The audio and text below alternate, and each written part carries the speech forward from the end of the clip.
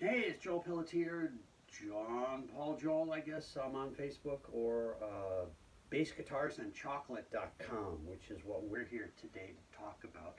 And I'm here to talk about a bass that I built last year, earlier this year. I don't even remember now, I'm sorry. I'm going to call him Blue Boy. Blue is not my favorite color. I had a blue van for a number of years. It was important for me because it helped me to build two houses and do gigs and all kinds of stuff. But every time I came out and looked at it, I thought it was ugly as hell. Okay, blue is really not my thing. But there's something about the blue, the light blue. I think they called it, what do they call it? Daphne blue, or I can't remember what Fender called it. It was a paint color from the 50s that they then put on basses and guitars. There's something about that blue color with a reddish, not a brownish, a reddish tortoise pickguard that to me screams mid-century, early 60s kitsch. So it's kind of cool, it's kind of pretty. So I wanted to build one bass, one blue bass. One, it's okay, right? But I also wanted to experiment. There's a website that I sometimes buy some guitar parts from that sold some very lightweight bass bodies. I have one lightweight jazz bass that I built 5-6 years ago. It's a light yellow 61 style jazz bass with two tone controls and two concentric tone and volume pots.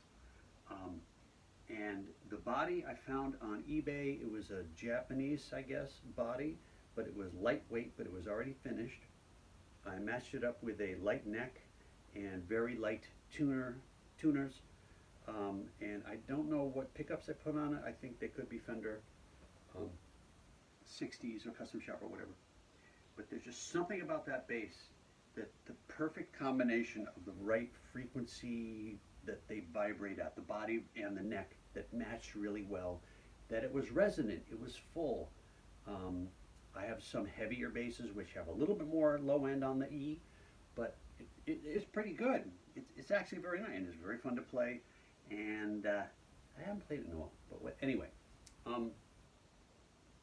So this website they always have lightweight bass bodies. I think the wood is a Paulina, they call it, which to me sounds like a Russian version of Paulina. But anyway,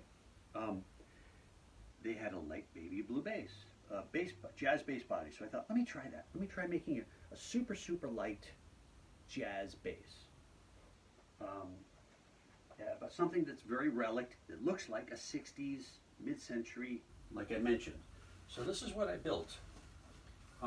This bass is so light. I think it's like 5 pounds. I don't have my scale in here. I'll weigh it and I'll put it on. But it's just so light. It's just amazingly light.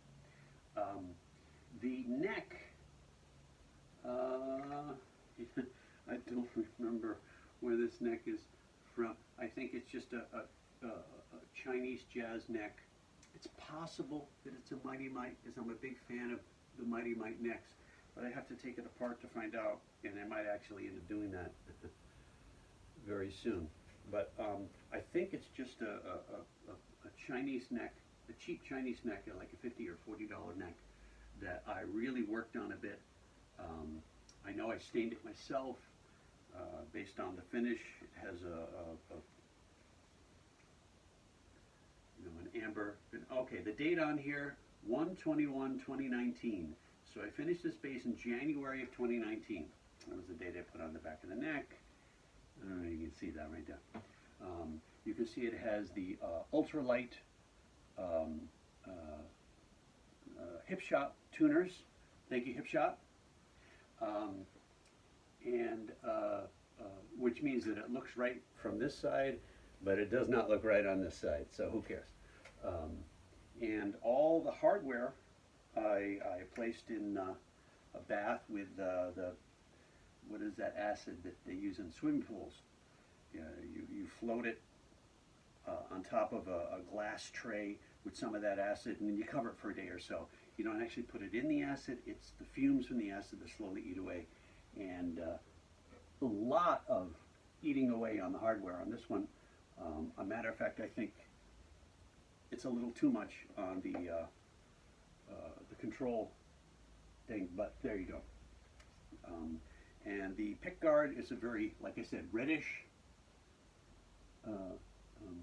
early 60s color. The pick guard's not the brownish, which I tend towards in all my, like all the sunburst basses, and look better with the brownish. But anyway, and the pickups, like I said, I believe are, I think they're Fenders. The knobs are even, like they're not black, they're like a brown, like a really faded, which I think I ordered them thinking they were black and they showed up brown. And I'm like, yeah, they look okay, I'll put because okay, so anyway, I even got, at NAMM back in January, I even made sure I got a matching strap, this beautiful strap right there from a very nice gentleman. Can't remember the name of the company now. Sold me a bunch of strap. Okay, anyway. So I put all the hardware on just like the first basses there. And the problem with this bass, it's so light. It is so comfortable. And the neck is thin and everything else, but it just doesn't have quite enough bottom. The middle sounds great. The G and the D sound great. This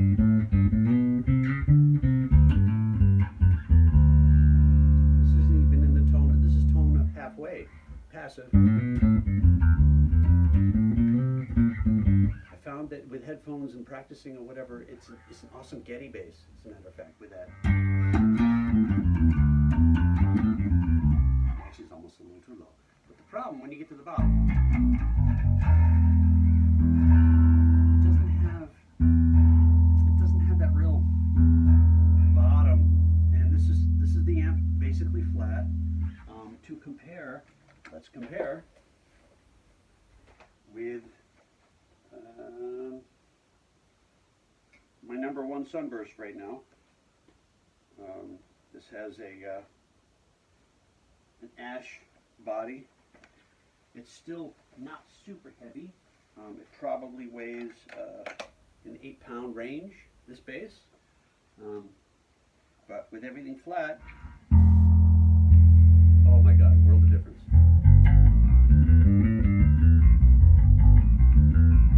Wow.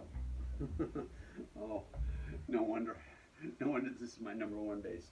Holy moly. But anyway, one thing I do notice, these strings are a little heavier. I think these are 45 to 105. The strings on the blue bass, I believe, are 40 to 100s. And they're a little loose. They feel a little loose, and they're actually a little too low for the tension. So what I've been planning on doing is I've kind of given up when I thought, that's it, time for another body. So I found this body on eBay. This is a nice heavy ash blue body. I think it's a Japanese body, again, kind of like that other one I was talking about, but this one's out of real hardwood. It feels like it definitely has some weight, and it's going to have some tone, and I believe it's going to have some bottom.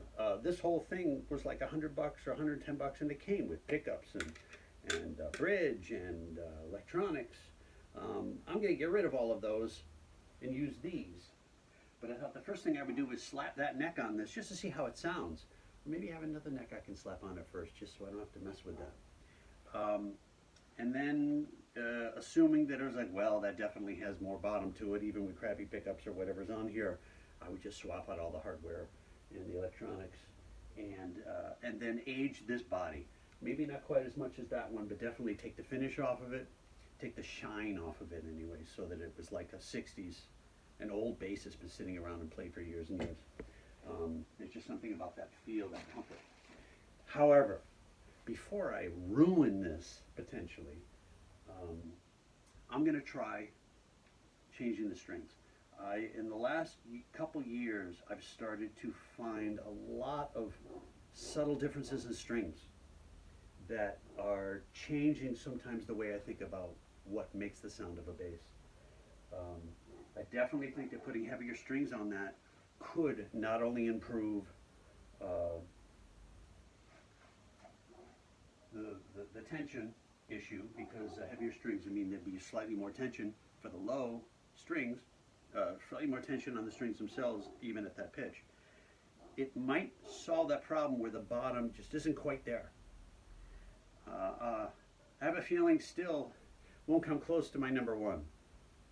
And I don't have to match that bass, but at the same time, and I'd love to have a bass that you pick it up and it just sounds Getty. It just has a little bit of an edge. It just has that already. Uh, and the one Getty bass I built doesn't quite have that. But at the same time, it's got to have a bass. Has got to. It's in the name, bass. It's got to have more bottom end. So we're going to change the strings, and I'm going to play it again, and we will compare.